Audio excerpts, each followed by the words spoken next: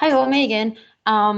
So, in terms of, I'm just going to hide participants, sorry, um, just because I'm recording this. So in terms of the last video, I have done a bit of thinking about it, and in that, I was thinking that I didn't give poor Ida um, enough enough airtime.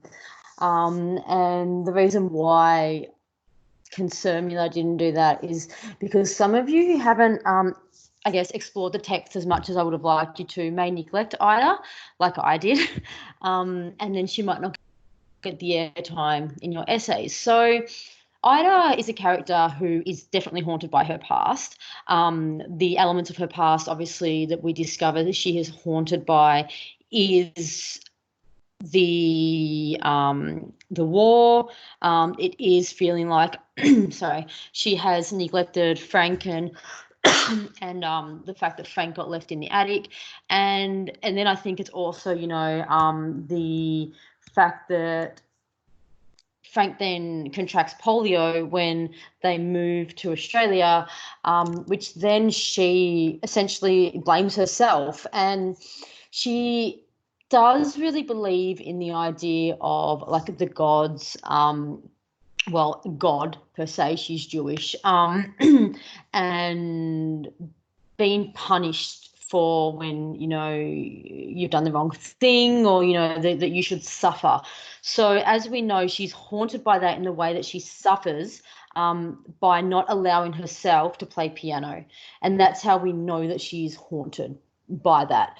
We could argue that it is when she lets herself play piano again is when she's no longer haunted by it, because that's when she started to relieve herself of the guilt, and really allow herself to assimilate as much as she can into the new country. But I think she always has that stigma of being Jewish in Australia, and the idea of being that new Australian. We know that she's constantly not feeling connected. She kind of feels more drawn to European people, even if they're not from, Hungarian.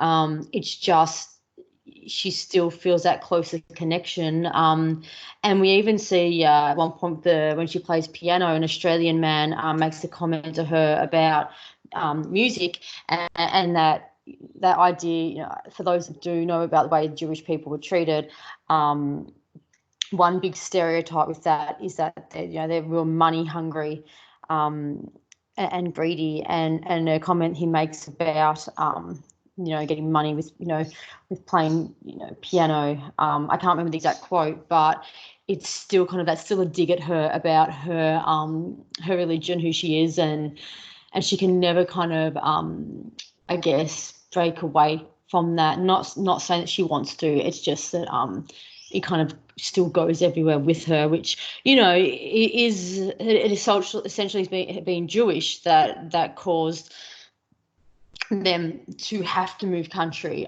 because we know the extreme vulnerable position Jewish people were put in during World War II. So in terms of Ida, yeah, she's definitely haunted, and we see it, I think, a lot more transparently than we see it with Mare. I think with Mare and say Sister Olive Penny, you have to infer it a lot more. However, with Ida, it's a lot more blatant. It's a lot more obvious to find in the text. I think that's maybe why I kind of just brushed over her a little bit. So yeah, she's definitely another character to explore. I had a really good question someone's asked since the last video, student, where they talked about the way that I talked about breaking up the paragraphs, and they have said that they thought that character based isn't the correct way. I wanted to press that it really just depends on what your ideas are ultimately, and if you're going to be able to present your ideas most coherently and logically character based, I think that's fine. in terms of your topic sentences, I'd avoid it by just going this character. I'd be looking at the idea you're addressing with that character. But it really, you need to go, what are the ideas? What characters do you want to address with these ideas? Can you group them into similar ideas or not? And if you can't, I really think it's okay to base it like that.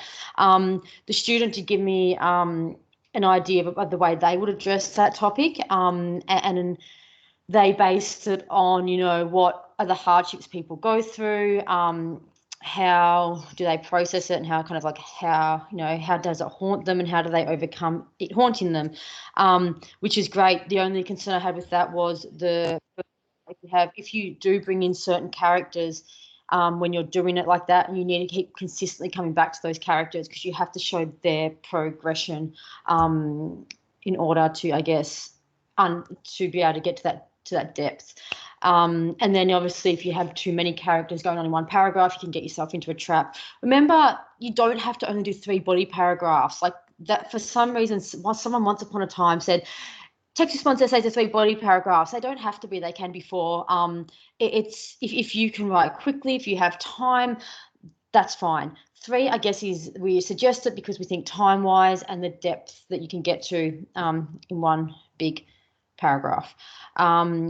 But like I said before, I think it's really important that in the conclusion for this, so you do then put those characters up against each other. How were they similar? How were they different? What's that telling us? What's London trying to tell us about how some people will be haunted, some won't be, some will overcome, etc. And they're really the questions you need to be asking and answering of this. So on that note, I'm going to get going.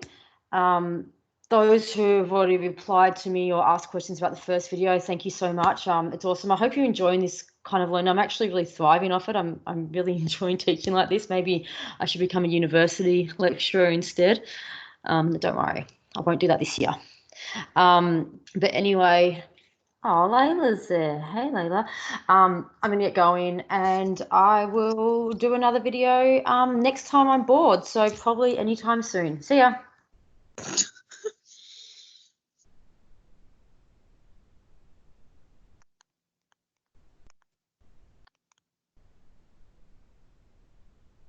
That was short-lived.